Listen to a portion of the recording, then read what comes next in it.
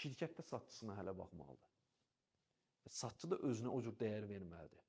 Və bir yerdən sonra müştəri də hələ qəbul edir insana. Bəli, intellektual səviyyə olmalıdır insanda.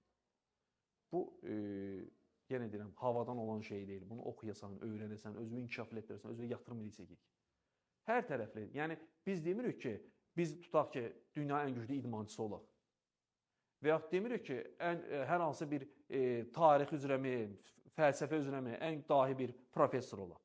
Amma bilgi olmalıdır, məlumat olmalıdır. Çünki bu dönəm bunları tələb edir. Günümüz bunları tələb edir. Çünki o deyir ki, özümüzü markalaşdırmaq lazımdır, müştəri yanında, müştəri güvənini qazanmaq lazımdır, müştəri bizi qəbul eləməlidir.